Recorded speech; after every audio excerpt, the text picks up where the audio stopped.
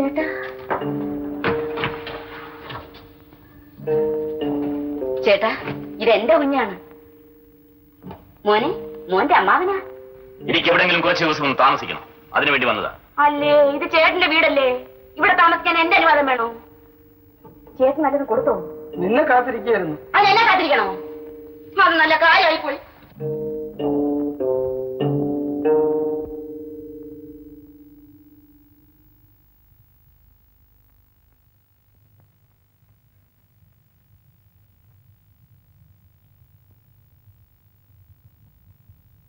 ചേട്ടന് വല്ലതും വേണോ ഇനി?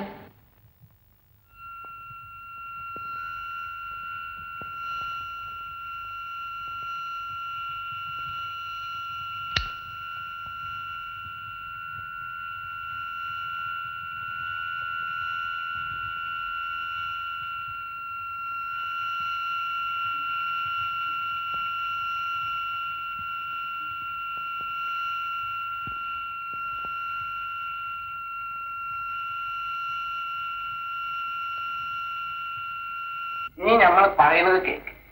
നീ പോയി ആ ആര്യാജനെ കാണും. അയാളുടെ കീഴിലല്ലായിരുന്ന നിനക്ക് മുമ്പ് പണി. ഇപ്പോൾ ജോലി തരാം. ആർക്കും എന്നോട് എന്തും പറയാം, പക്ഷെ പെണ്ണുങ്ങളെ പറ്റി മാത്രം എന്നോട് പറഞ്ഞു പോകരുത്.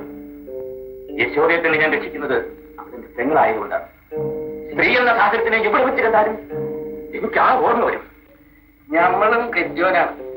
പെണ്ണും പിടക്കൊയ്യൊക്കെ നമുക്കുണ്ട്. ഒരുപാട് മക്കളുണ്ട്. ഇപ്പോഴും ഞങ്ങൾ ഒരുമിച്ചല്ലേ കൊടുക്കണത്. എനിക്കതൊന്നും അറിയേണ്ട കാര്യമില്ല. പെണ്ണുങ്ങളെ എന്റെ മുന്നിൽ വെച്ച് ന്യായീകരിക്കുന്നത് പോലും എനിക്കിഷ്ടമല്ല.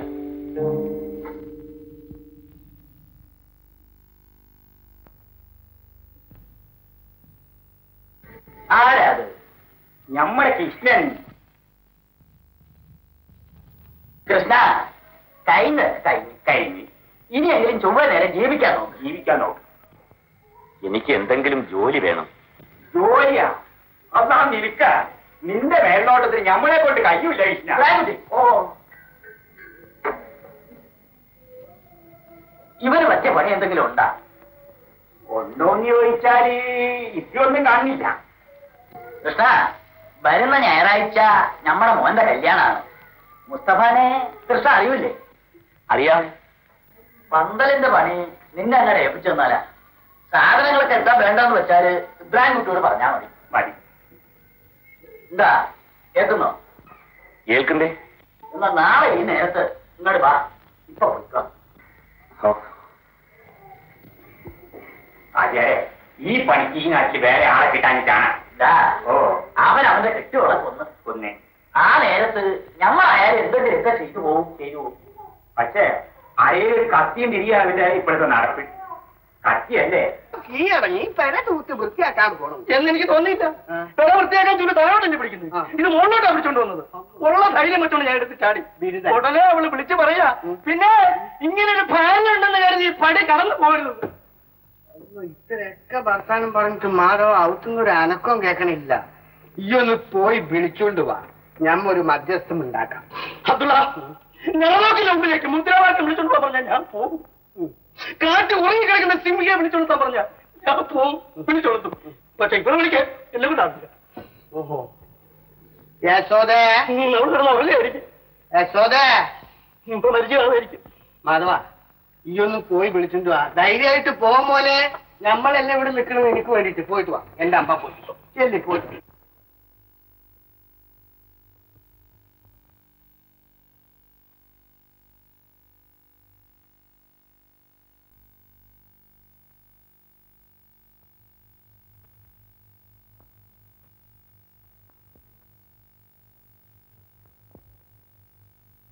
അബ്ദുള്ള,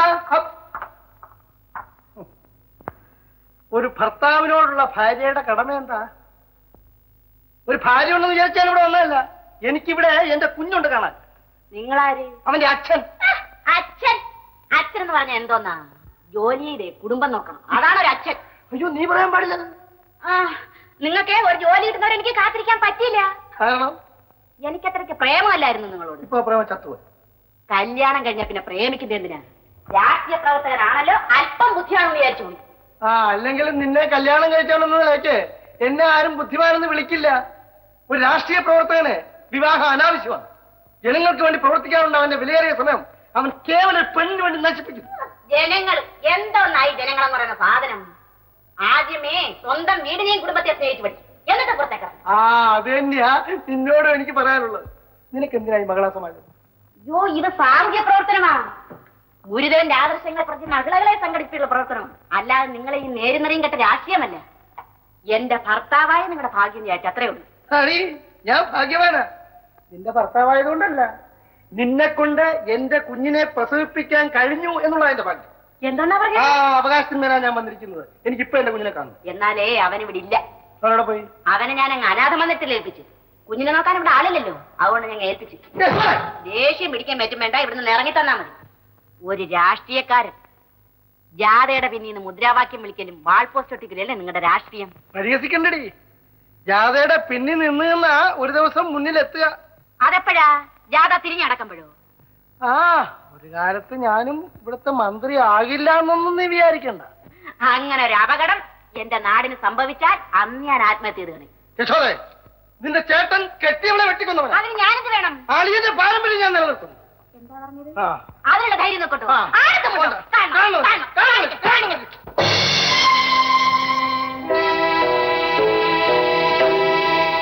കൊല്ലടാ ഭാര്യ. ഞാൻ എന്നെ പേടിക്കണ്ട. ഇങ്ങനെയുള്ള ഭാര്യമാർ ജീവിച്ചിരിക്കരുത്. കൊല്ല. അളിയാ, ഞാൻ ദേഷ്യം കൊണ്ട് സങ്കടം കൊണ്ട് ആരെയും കൊല്ലില്ല. ദേഷ്യവും വെറുപ്പും തന്നെ വേണം അതിന്. ഇപ്പോൾ നിനക്ക് ആവശ്യത്തിനുണ്ട്. പിടി. എന്റെ പെങ്ങളാണെങ്കിലും സ്ത്രീയാണ്. ഞാൻ ഇവിടെ കൊന്നാൽ പെങ്ങളെ കൊന്നെന്ന് പറയും, നീ കൊന്നാൽ ഭാര്യയെ കൊന്നെന്ന് പറയും. നോക്കി നിൽക്കാതെ കൊല്ലരാവളെ. കുട്ടികളേക്ക് അളിയാ, എനിക്ക് നല്ല പരിചയം. നീ തണുത്തു പോയടാ. ഇനി നിന്നെ കൊണ്ടാവില്ല. ഈ നിൽക്കുന്നത് ആരാണ്? ഇനി നിന്നോട് ആര് ചോദിച്ചത് ഈ നിൽക്കുന്നത് ആരാണ് നിന്റെ? എന്റെ ഭർത്താവ്. ഭർത്താവ്? എടി, ഞാൻ ജയിലിലായിരുന്നപ്പോൾ നീ നിന്റെ ഇഷ്ടത്തിന് നടത്തിയ വിവാഹമായത് അല്ലേ? അതെ. എല്ലാം ഞാൻ പുറത്തു നിന്ന് കേട്ടു. നീ ചോദിച്ചിലൂടെ അച്ഛൻ എന്ന് പറഞ്ഞാൽ എന്താണ്? ഭാര്യ എന്ന് പറഞ്ഞാൽ എന്താണടി? അമ്മ എന്ന് പറഞ്ഞാൽ എന്താണടി? അവന്റെ കാര്യം പിടിച്ച് മാറ്റി. എടി, നിന്നോടാണ് പറയുന്നത്. വേണ്ട അളിയാ. അളിയാ, അവളെ പിടിച്ചു നിർത്തി. അല്ലാ, ഇതെന്താണ് നീ ചെരുപ്പിന് പോളിസ് ഇടുന്ന? ഇനി മേലാൽ ഇങ്ങനെ വല്ലതും ഞാൻ കണ്ടുപോയാൽ പോകുന്നു എന്റെ മുമ്പിൽ നിന്ന് രണ്ടുപേരും. കൃഷ്ണ, ഈ മാധവൻ നമ്മളുടെ കടയിൽ വന്നു. ഈ വെളുത്തി തണുത്ത വെള്ളപ്പം പോലെ ഇരുന്ന അവന്റെ മോന്ത.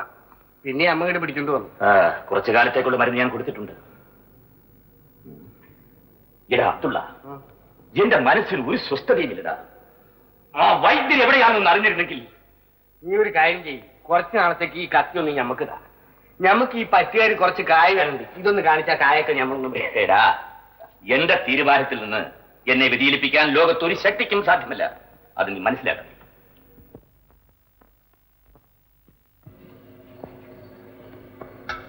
മോനെ